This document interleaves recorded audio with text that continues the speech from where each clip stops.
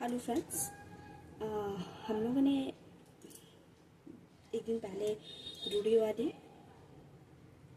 रेडिकलवादी और उदारवादी पढ़ा था।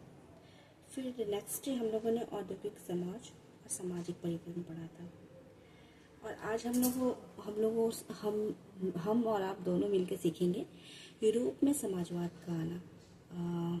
तो स्टार्ट करते हैं कि यूरोप में समाजवाद कैसे आया। मैं अपने सरल भाषा में ही बताऊंगी। एक बार मैंने एनसीईआरटी पढ़ा है यूरोप में समाजवाद का आना यहाँ से, फिर मैं इसे अपनी भाषा में बोलने की कोशिश करूँगी। स्टार्ट करते हैं। यूरोप में समाजवाद का उदय। औद्योगिक क्रांति के बाद यूरोप में बहुत सारी फैक्ट्रियाँ खुली, मशीनों से उत्पादन बढ़ा, लेकिन मजदूरों की हालत बहुत खराब हो गई। क्यों? क्योंकि 12 से 16 घंटे काम करने पड़े, बहुत कम मजदूरी मिली, रहने की भी खराब व्यवस्था थी। तो मान लीजिए कि एक फैक्ट्री मालिक दिन भर काम के बदले सिर्फ 100 रुपये देता है, जबकि खुद 1000 रुपये कमा रहा है। तो धीरे धीरे मजदूर सोचने लगेंगे ना, यह अन्याय है, मेरा शोषण हो रहा है। तो यहीं से समाजवाद की सोच पैदा हो गई थी। मतलब समाजवाद का मतलब ये था कि समाज में धन और संसाधनों का लाभ केवल अमीर लोगों को नहीं बल्कि सभी लोगों को मिलना चाहिए। तो उसी में एक रॉबर्ट ओवेन थे। आपको मैं दिखा दूँ, रॉबर्ट ओवेन थे, इनके बारे में बताऊंगी। रॉबर्ट ओवेन इंग्लैंड के एक उद्योगपति थे। उन्होंने सोचा कि अगर मजदूर खुश रहेंगे तो काम भी अच्छा करेंगे। तो उन्होंने एक इंडियाना अमेरिका में एक बनाए थे, वो हार्मोनी, न्यू हार्मोनी के नाम से एक आदर्श बस्ती बनाए थे। और उनका उद्देश्य वहाँ के लोगों का था कि मिलजुल कर रहे, साथ काम करे, बिना शोषण के समाज बनाए। तो उन्होंने ये कोशिश किया था। फिर हम लोगों ने पढ़ेंगे कि लुई ब्लांक के बारे में। हम लोग जैसे यह लुई ब्लांक है, लुई ब्लांक के बारे में पढ़ेंगे। तो लुई ब्लांक फ्रांस के समाजवादी विचारक थे। वे कहते थे कि समाज की मतलब सरकार की जिम्मेदारी है कि हर व्यक्ति को रोजगार मिले।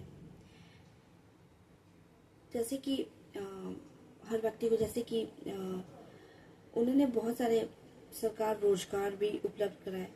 जैसे कि हमारे देश में अभी प्रधानमंत्री मोदी का भी बहुत सारे योजनाएं हैं जिसमें हमें रोजगार दी जाती हैं। तो उसी तरह लुई ब्लांक ने ये प्रयास किया। फिर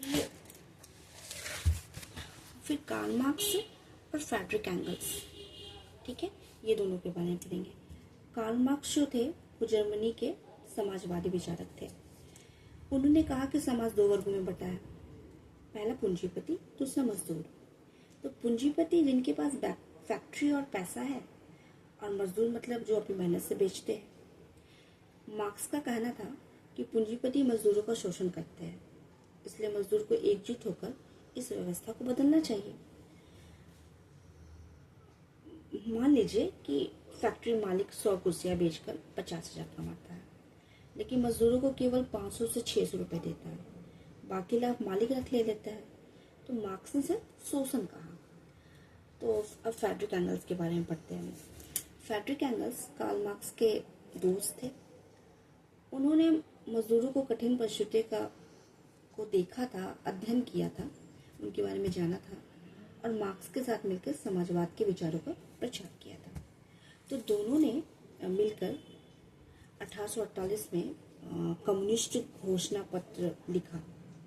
इसकी सबसे प्रसिद्ध पंक्ति एक है, दुनिया के मजदूरों एक हो जाओ। तो हम आपको उदाहरण की तरह ये बता सकते हैं कि जैसे किसी स्कूल में सभी छात्र मिलकर अपनी मांग रखते हैं तो उनकी बात सुनी जाने की संभावना बढ़ जाती है, क्योंकि वो एकजुट हो जाते हैं। उसी तरह मार्क्स और एंगल्स चाहते थे कि मजदूर एकजुट हो जाए। तो हम 4 चीज बोल सकते हैं कि रॉबर्ट ओवेन मजदूरों के कल्याण और बेहतर कार्य पर जोर दिया। लुई ब्लांक सरकार द्वारा रोजगार उपलब्ध कराने का समर्थन किया। कार्ल मार्क्स पूंजीवाद का विरोध किया। और वर्क संघर्ष का सिद्धांत दिया। फ्रेडरिक एंगल्स मार्क्स के सहयोगी थे। दोनों ने मिलकर कम्युनिस्ट घोषणा पत्र लिखा और मजदूरों की एकता का ऐलान किया। तो इस तरह मैं आपको छोटे शब्दों में ही मतलब अपने शब्दों में बताने की कोशिश की कि यूरोप में समाजवाद कैसे आया, कहाँ से शुरू हुआ, और आगे हम समाजवाद के लिए समर्थन अगले दिन पढ़ेंगे। आज के लिए बस इतना। मैं छोटी छोटी पैराग्राफ बता रही हूँ, अभी सीख रही हूँ और कोशिश कर रही हूँ कि और अच्छा कर सकूँ। तो थैंक यू फ्रेंड्स।